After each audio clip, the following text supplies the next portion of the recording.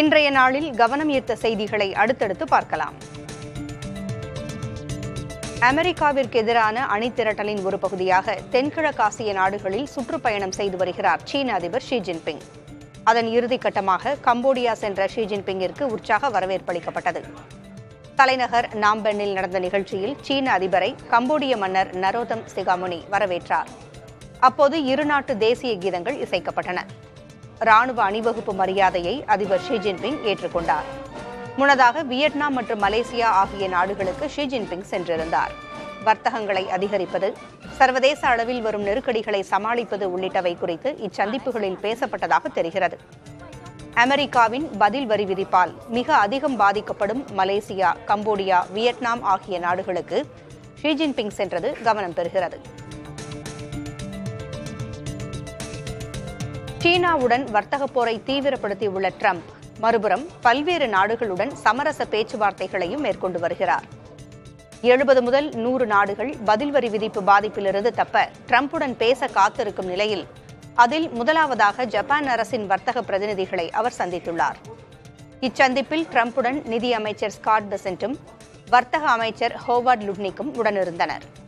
இப்பேச்சுவார்த்தையில் நல்ல முன்னேற்றம் கிடைத்திருப்பதாகவும் ஜப்பான் பிரதிநிதிகளை சந்திக்கும் வாய்ப்பு கிடைத்தது பெரிய கௌரவம் என்றும் ட்ரம்ப் தன் சமூக தளப்பக்கத்தில் குறிப்பிட்டிருக்கிறார். அடுத்து இத்தாலி பிரதமர் ஜார்ஜியா மெலோனியை ட்ரம்ப் சந்திக்க உள்ளார். சீனாவுக்கு கடுமையாக வரி விதித்திருப்பதால் ஏற்படும் பாதிப்புகளை சமாளிக்க மற்ற நாடுகளுடன் வணிக ஒப்பந்தங்களை மேற்கொள்ள ட்ரம்ப் திட்டமிட்டுள்ளார்.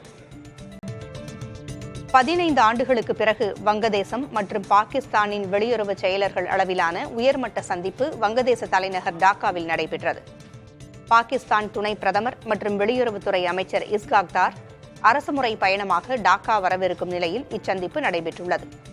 இரு நாடுகளுக்கு இடையிலான வர்த்தக உறவை மேம்படுத்துவது தொடர்பாக இச்சந்திப்பில் ஆலோசிக்கப்பட்டது. இறுதியாக கடந்த 2010ஆம் ஆண்டில் இருநாட்டு வெளியுறவு அலுவலக சந்திப்பு நடைபெற்றது. மோதல்கள் காரணமாக கடந்த 15 ஆண்டுகளாக சந்திப்பு நடைபெறாமல் இருந்தது. மனிதர்கள் வாழ ஏற்றதாக இருக்கும் என்று எதிர்பார்க்கப்படும் ஒரு புதிய கிரகத்தை விஞ்ஞானிகள் கண்டுபிடித்துள்ளனர். K2-18b என பெயரிடப்பட்டிருக்கும் இந்த கிரகத்தில் உயிர் உருவாவதற்கு அடிப்படையாக இருக்கும் சிறிய மூலக்கூறுகள் அடையாளம் கண்டறியப்பட்டிருப்பதாக கேம்பிரிட்ஜ் பல்கலைக்கழக ஆராய்ச்சியாளர்கள் குழுவினர் தெரிவித்துள்ளனர். இந்த கிரகம் ஜேம்ஸ் வெப் தொலைநோக்கியால் கண்டுபிடிக்கப்பட்டிருப்பதாக தெரிவிக்கப்பட்டுள்ளது. இந்த புதிய கிரகத்தை கண்டுபிடித்த குழுவிற்கு இந்திய வம்சாவளி விஞ்ஞானி டாக்டர் நிக்கு மதுசூதனன் தலைமை தாங்குவது குறிப்பிடத்தக்கது. இந்த மூலக்கூறு கண்டுபிடிப்பின் மூலம் அந்த கிரகத்தில் மனிதர்கள் வசிப்பதற்கான சாத்தியங்கள் தென்படுவதாக மதுசூதனன் தெரிவித்துள்ளார். பாரதிய ஜனதா கட்சியின் தேசிய தலைவர் மே மாதம் முதல் வாரத்தில் தேர்வு செய்யப்பட வாய்ப்பிருப்பதாக அக்கட்சி வட்டாரங்கள் தெரிவித்துள்ளன. ஹரியானா முன்னாள் முதல்வரும் தற்போதைய மத்திய அமைச்சருமான மனோகர்லால் கட்டார் தலைவராக தேர்வாக அதிக வாய்ப்பு இருப்பதாக கூறப்படுகிறது. இவர் இல்லாவிட்டால் பெண் ஒருவர் தலைவராக வாய்ப்பு இருப்பதாக டெல்லி வட்டாரங்கள் தெரிவித்துள்ளன. தற்போதைய தலைவரான JP நட்டாவின் பதவிக்காலம் ஏற்கனவே முடிந்துவிட்ட நிலையில் புதிய தலைவரை தேர்வு செய்ய பாஜக முனைப்பு காட்டி வருகிறது. விருப்பம் இல்லாத பெண்ணை வற்புறுத்தி வரவழைத்து ஒரு வழியாக நிச்சயம் நடந்திருக்கிறது என்று அதிமுக பாஜக கூட்டணி குறித்து அதிமுக முன்னாள் நிர்வாகி மருது அழகுராஜ் விமர்சித்துள்ளார். இதுகுறித்து நகைச்சுவையாக தனது எக்ஸ் தளத்தில் பதிவிட்டிருக்கும் மருது அழகுராஜ், முகூர்த்தத்திற்கு இன்னும் 10 மாதங்கள் இருக்கிறதென்றும் ஏற்கனவே வலப்பக்கத்தில் அமர்ந்து தப்பியோடிய அனுபவம் அந்த பெண்ணுக்கு உண்டு. இந்த வரலாறு தெரிந்த மாப்பிள்ளை வீட்டாரும் ரொம்ப முரண்டு பிடித்தால் என்ன செய்வது என்பதற்காக பெண் வீட்டில் உள்ள இன்னொரு பெண்ணை தேர்வு செய்து வைத்திருக்கிறார்கள். ஆக மொத்தத்தில் கட்டாய கல்யாணம் நடக்குமா, நிச்சயத்தோடு நின்று போய் விடுமா என்ற குழப்பம் இருதரப்பிலும் நீடிக்கிறது என்று விமர்சனம் செய்திருக்கிறார். IPL கிரிக்கெட் தொடரில் சன்ரைசர்ஸ் ஹைதராபாத் அணிக்கு எதிரான ஆட்டத்தில் 163 ரன்கள் எடுத்தால் வெற்றி என்ற இலக்கோடு மும்பை அணி விளையாடி வருகிறது. முதலில் பேட்டிங் செய்த ஹைதராபாத் அணி 20 ஓவர்களில் 5 விக்கெட் இழப்பிற்கு 162 ரன்களை எடுத்தது. அதிகபட்சமாக அபிஷேக் சர்மா 28 பந்துகளில் 40 ரன்களை எடுத்தார். ஹென்ரிக் கிளாசன் 28 பந்துகளில் 37 ரன்களை விளாசினார். மும்பை அணி தரப்பில் வில் ஜாக்ஸ் 2 விக்கெட்டுகளை வீழ்த்தினார்.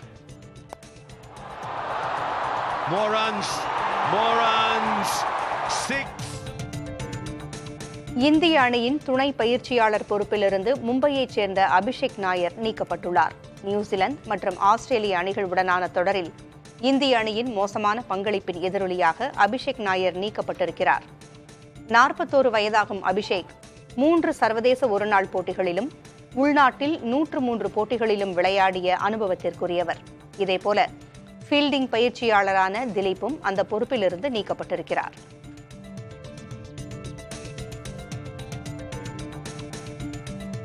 தமிழ் சிங்கள சித்திரை புத்தாண்டினை முன்னிட்டு மட்டக்களப்பு மாநகர சபையினால் பட்டத் திருவிழா நடத்தப்பட்டது. புத்தாக்கம், கலைநயம், பிரம்மாண்டம் உள்ளிட்ட கருப்பொருட்களின் அடிப்படையில் உருவாக்கப்பட்ட பட்டங்கள் கல்லடி கடற்கரையில் பறக்கவிடப்பட்டன. இதில் தனியாகவும் குழுவாகவும் போட்டியாளர்கள் பங்கு பெற்றனர். போட்டியில் முதல் இடத்தை பிடித்தவர்களுக்கு 1 லட்சம் ரூபாயும், 2வது இடத்தை பிடித்தவர்களுக்கு 50,000 ரூபாயும் பரிசாக வழங்கப்பட்டது. ஏராளமான பொதுமக்கள் கலந்து கொண்டு பட்டங்கள் பறப்பதை கண்டு ரசித்தனர். சனாதனவாதிகளை எதிர்ப்பதில் வெற்றி காணும் தமிழ்நாடு அரசு சாதியவாதிகளிடம் ஏன் தோற்றுப்போகிறது என்று விசிக எம்பி ரவிக்குமார் காட்டமாக கேள்வி எழுப்பியுள்ளார். சாதிய வன்கொடுமையால் பாதிக்கப்பட்ட நெல்லை மாணவர் சின்னத்துரை மீண்டும் தாக்குதலுக்கு உள்ளாகியுள்ளார். அதேபோல விழுப்புரம் மேல்பாதி கிராம கோயிலில் நீதிமன்ற உத்தரவின் பேரில் பட்டியல் இன மக்கள் வழிபடுவதற்கு எதிர்ப்பு தெரிவித்து மாற்றுச் சமூகத்தினர் போராட்டம் நடத்தினர். இந்த நிலையில் விசிக எம்பி ரவிக்குமார் திமுக அரசிடம் எழுப்பியுள்ள கேள்வி பெரும் பரபரப்பை ஏற்படுத்தியுள்ளது.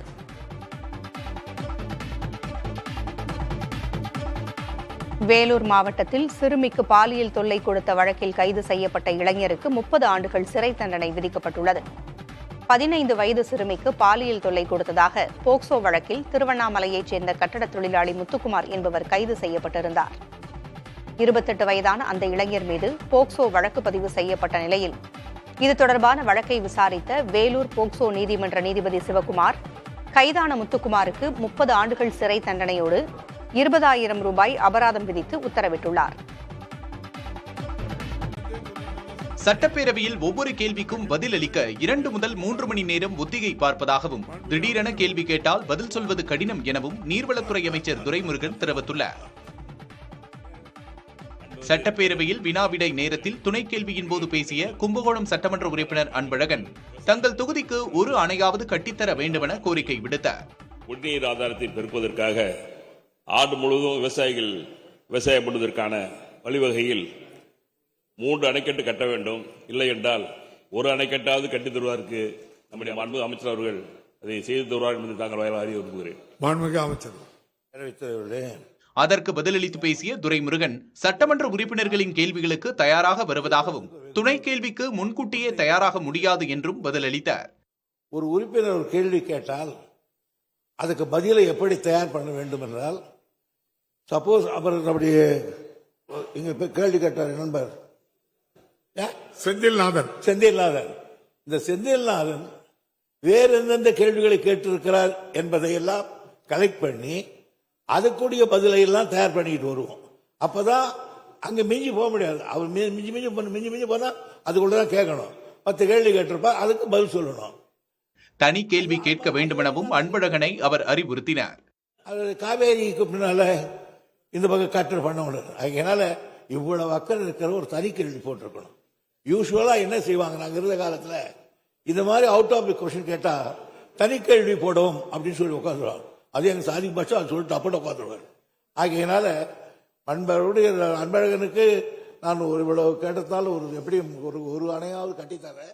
அப்போது பேசிய பேரவைத் தலைவர் துரைமுருகனின் நீண்ட அனுபவம் மற்றும் நினைவாற்றலின் அடிப்படையில் பதில் கிடைக்கும் என நம்பி உறுப்பினர் கேள்வி கேட்டிருப்பதாக கூறினார். உங்க நீண்ட நெடிய நீர்வளத்துறை அனுபவம், உங்க ஞாபக சக்தி, அதனால நல்ல பதில் கிடைக்குங்கிற நம்பி இந்த கேள்வியை கேட்டிருக்காங்க.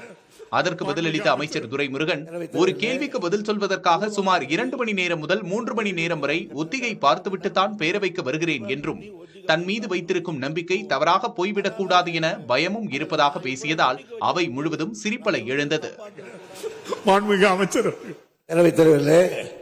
கூடுமான வரையில் ஒரு கேள்விக்கு நான் கிட்டத்தட்ட 2 மணி நேரம் 3 மணி நேரம் ப்ரிப்பேர் பண்ணி ஒத்திகை பார்த்து தான் வருவேன் இப்பவும். அதனால எனக்கு அதுல நான் இவ்வளவு நம்பிக்கை வச்சிருக்கும் போது நான் சொல்றது தப்பா கூடாது என்ற பயமும் எனக்கு உண்டு. இஸ்ரேலின் தாக்குதலில் இரு கைகளையும் இழந்த முகமது அஜூர் என்ற 9 வயது பாலஸ்தீன சிறுவனின் படம் 2025ஆம் ஆண்டின் சிறந்த ஊடக புகைப்படமாக தேர்வாகியுள்ளது. கத்தார் நாட்டில் வசிக்கும் சமர் அபு எலுப் என்ற புகைப்படக்காரர் நியூயார்க் டைம்ஸ் இதழுக்காக இந்த படத்தை எடுத்துள்ளார். உலக ஊடக புகைப்பட அமைப்பு இந்த விருதை அறிவித்துள்ளது. என்னால் உன்னை எப்படி அணைத்துக் கொள்ள முடியும் என்று தாயிடம் அச்சிறுவன் கேட்டதாக படத்தை எடுத்த புகைப்படக்காரர் அபு எலுப் கூறியது நெகிழ வைக்கும் வகையில் இருந்தது. 141 நாடுகளிலிருந்து 3778 பத்திரிகை புகைப்படக்காரர்கள் எடுத்த சுமார் 59,000 படங்கள் பரிசீலிக்கப்பட்டு அதில் சிறந்ததாக இந்த படம் தேர்வு செய்யப்பட்டது.